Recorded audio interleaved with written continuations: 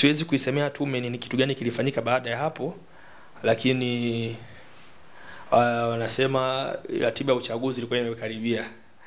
Ilikuwa 2015 na fili Oktoba sasa tulikuwa tuna uchaguzi. Anasema kwa hili zoezi na kama hivi lilikuwa limeingiliana, wakaona tufanye kwanza uchaguzi. Sasa hayo nasema hili siwezi nikadhibitisha, tayari kesi iko mahakamani, lakini nazungumza kulingana na vitabu mbalimbali ambavyo wamejaribu kuviandikia. Kwa hiyo baada ya pale basi zoezi likali limesimamishwa hivyo tukaingia kwenye uchaguzi, lakini baada ya pale ule mchakato hakuweza kurejeshwa. Tangu 2015 kipindi cha hayati Daktari Pombe Joseph Magufuli haikuweza kurudishwa. Lakini pindi hata Mheshimiwa Rais Samia Suluhu Hassan daktari alivyoingia pia na yeye alikuwa amegusia kwamba angeweza kurudisha, lakini ninaona bado kuna vitu anataka viweke sawa kama rais, ambao siwezi nikaingilia maamuzi yake na heshima.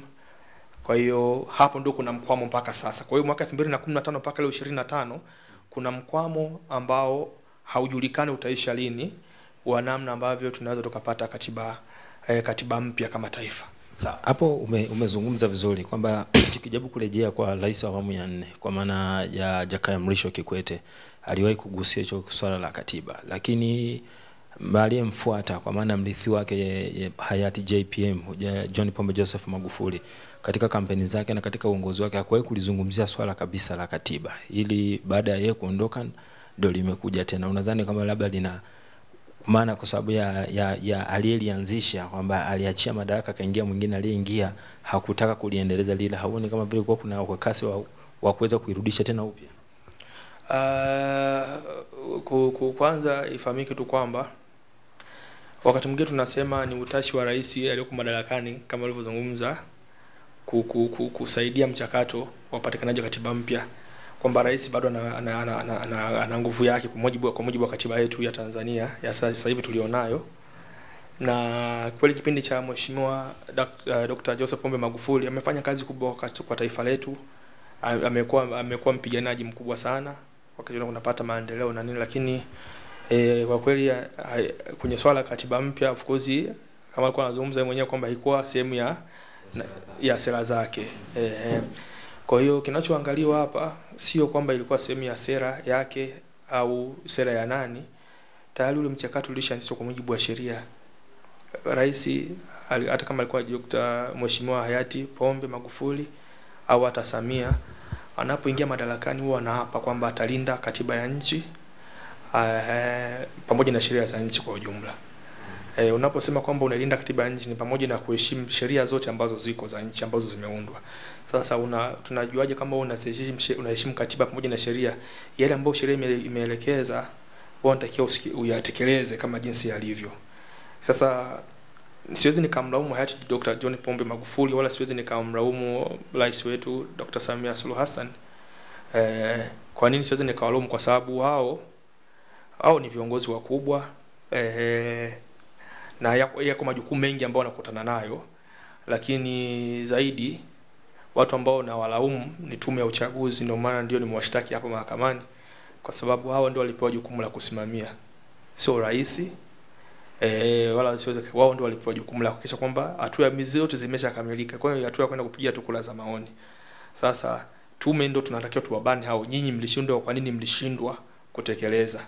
Kwa sababu tume iko kwa mujibu wa katiba na tume inajitegemea na imepewa mamlaka kusimamia zoezi la upatikanaji wa katiba huo mchakato kwa mujibu wa sheria. Kwa hiyo pamoja na kwamba kiongozi wa nchi anaweza kawa labda na namna yake anavyoweza kuyaona mambo, lakini sisi tunarudi kwenye sheria. Kwenye shauri mimi naona hakuna mahali ambapo nimemshtaki rais au serikali. Mimi nimedeal na tume kwa sababu ndio sheria imetuongoza hivyo. Sheria inataka tume ya uchaguzi ndio isimamie zoezi.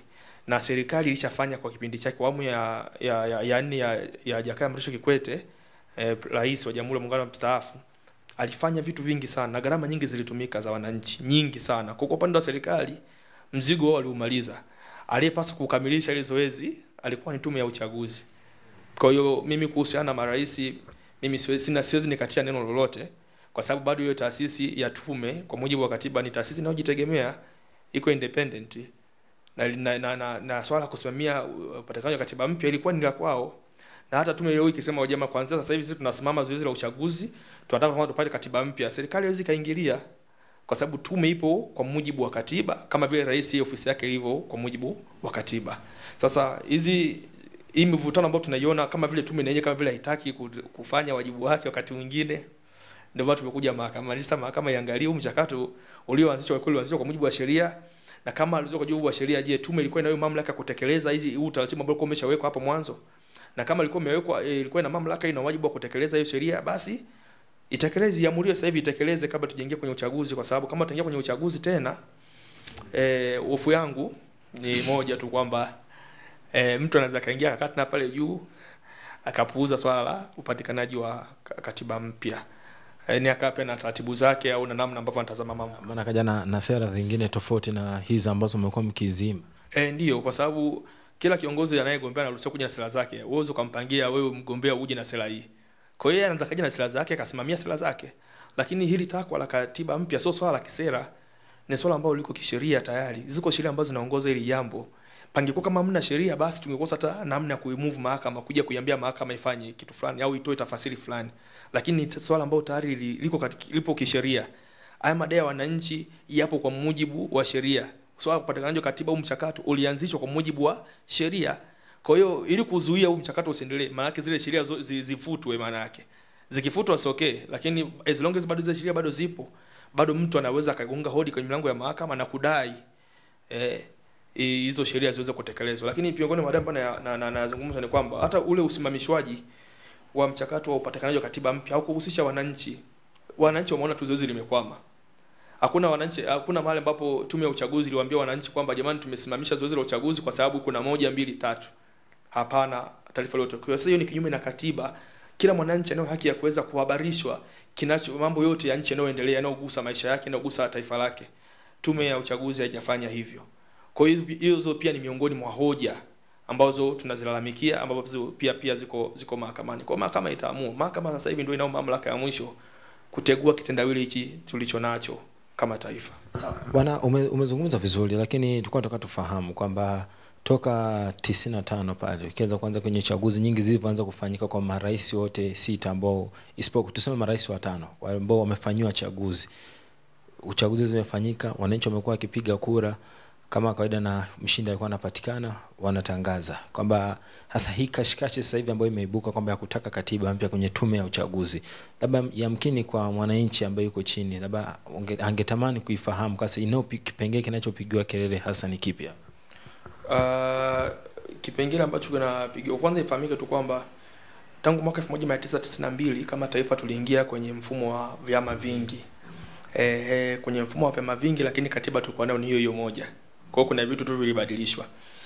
Sisi kama taifa mpaka sasa hii ni katiba ya 5. Kuna katiba ya uhuru tulioipata kama Tanganyika kipindi hicho. Tukawa na katiba ya sisi Republican, maana katiba ile kama mwaka mmoja kupata tukaingia katiba moja inaitwa the Republic. Yani jamhuri. Tulikuwa na katiba hiyo nadhani mwaka 62. Lakini baadaye tukaja kuwa na katiba ya kitu kama interim constitution. Katiba ya interim constitution maana katiba pia ya mpito tukuja kuwa nayo. Baadaye tukaja kuwa na katiba nadhani ya union, katiba ya muungano ambayo tulionao sasa hivi, nadhani hizo katiba kama 4 tumepitia hizo, ya muungano ya Zanzibar na Tanganyika. Sasa katiba hata hii ya muungano ukiangalia hii tulionao sasa, upatikanaji wake pia kwa shirikishi ni chama kilikuwa kwa sababu ni chama kimoja. Kwa watu wa chama walikaa wakapitisha bwana sisi tuwe na hiki na hiki na hiki, kapelekwa bungeni ndani ya siku moja hiyo. Kwa historia na vitabu unaokuwa unavipitia, kweli ipatikana ndani ya siku moja hiyo katiba ambayo tunayo sasa hivi. Kwa hiyo kwa sababu na hapakuwa na mambo ya kubishana kwa sababu silikuwa ni chama kimoja bwana. Kwa hiyo tunaamini wote ni wazalendo bwana. Kwa hiyo ukiangalia haikushirikisha sana wananchi. Ni watu tu wachache walikaa wakapeleka tu bungeni ndani ya siku hiyo bungeni, bunge likapitisha. Hapakuwa na bunge la katiba, kwamba tuna bunge la katiba tuanze kuipitia, tuichakache, tuidiscuss. Ilipelekwa kama rasimu kule bungeni